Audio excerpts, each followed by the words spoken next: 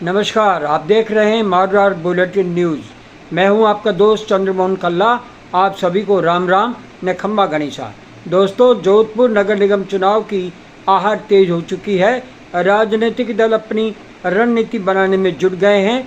ऐसे में सवाल उठ रहा है कि क्या इस बार स्थानीय मुद्दे चुनावी परिणामों को प्रभावित करेंगे और क्या भारतीय जनता पार्टी के लिए अपना बोर्ड बनाना आसान होगा या विपक्ष उसे कड़ी चुनौती देगा, क्योंकि जोधपुर में अब 2 निगम बोर्ड की जगह एक ही बोर्ड बनेगा। तो क्या कांग्रेस को इसका फ़ायदा होगा या नुकसान, ये देखने की बात होगी। जोधपुर नगर निगम चुनाव में इस बार कई स्थानीय मुद्दे मतदाताओं के बीच चर्चा का विषय बने हुए हैं। विपक्ष लगातार आरोप लगा रहा है कि राम मंदिर चंदा मामले में निचले स्तर पर कार्रवाई हुई, जबकि बड़े जिम्मेदार लोगों पर अपेक्षित कार्रवाई नहीं हुई। यह मुद्दा चुनावी सभाओं में भी उठ सकता है। नगर निगम के चुनाव में राम मंदिर मुद्दा छाएगा, ये तय है, जो जोधपुर के लोगों की आस्था से भी जुड़ा है। जो राम मंदिर के नाम पर भारतीय जनता पार्टी को वोट देते रहे हैं, इस अंधभक्ति में इस बार कमी देखी जा रही है, जिसका असर भी निगम चुनाव में देखने को मिल सकता है। दूसरी ओर कॉकरोच जनता पार्टी सीजेपी और उसके नेताओं द्वारा दिल्ली के जंतर मंतर पर किए गए आंदोलन और सरकार द्वारा आंदोलन समाप्ति से पहले युवाओं पर पुलिस की बर्बरता की गूंज जोधपुर के युवाओं तक भी सुनाई दी है। जोधपुर में भी उन अंधभक्त युवाओं ने प्रधानमंत्री नरेंद्र मोदी के विरोध में सड़क पर उतरकर आंदोलन किया, जो नगर निगम चुनाव में भारतीय जनता पार्टी के लिए चुनौती बन सकता है। इस चुनाव में इस बार जोधपुर में भी जैन जी वोटरों की तादाद में बढ़ोतरी हुई है, जो कॉकरोच जनता पार्टी से जुड़ता जा रहा है। इस बार निगम चुनाव में निर्णायक भूमिका निभाने के संकेत मिलने से भारतीय जनता पार्टी संगठन भी जिताऊ युवाओं की तलाश में जुट गया है, जबकि कांग्रेस जैन जी को ही टिकट देने की पहले ही घोषणा कर चुका है। इसका फ़ायदा उसे मिल जाए तो कोई अतिशयोक्ति नहीं होगी।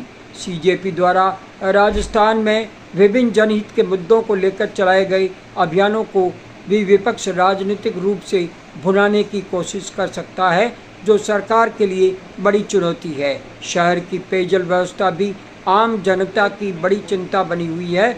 बरसों से चल रहे एकात्रे पेयजल वितरण भी बार बार शटडाउन की भेंट चढ़ चुका है। अगर आकलन लगाएं तो एक माह में पहले भी 15 दिन पानी एकात्रे व्यवस्था से आता था, जो अब हर बार शटडाउन की भेंट चढ़कर एक माह में 9 दिन ही जोधपुर को पेयजल मिलने से परेशान जोधपुर की जनता वर्तमान सरकार को दोषी मान रही है। इसका असर आगामी नगर निगम चुनाव में दिखाई देना तय है। इसका नुकसान भी भारतीय जनता पार्टी को उठाना होगा।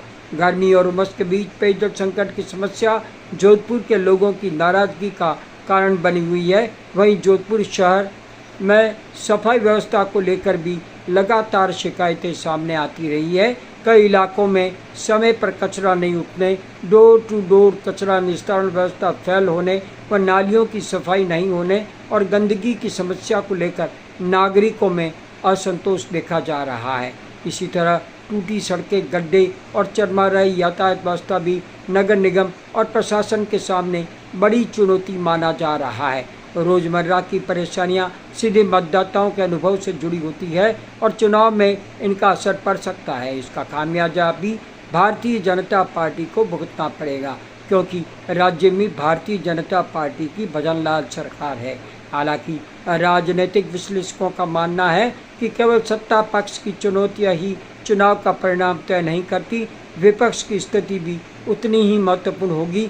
यदि कांग्रेस पार्टी आपसी गुटबाजी से ऊपर उठकर एकजुट रहती है और स्थानीय स्तर पर मजबूत तथा जीतने की क्षमता वाले उम्मीदवारों को टिकट देती है, तो मुकाबला काफ़ी दिलचस्प हो सकता है। लेकिन यदि टिकट वितरण में असंतोष या आंतरिक विवाद सामने आते हैं, तो इसका सीधा लाभ भारतीय जनता पार्टी को मिल सकता है। कुल मिलाकर जोधपुर नगर निगम चुनाव में स्थानीय समस्याएं जैसे पेयजल संकट, सफाई व्यवस्था, सड़कें और यातायात चुनावी बहस के प्रमुख मुद्दे बन सकते हैं।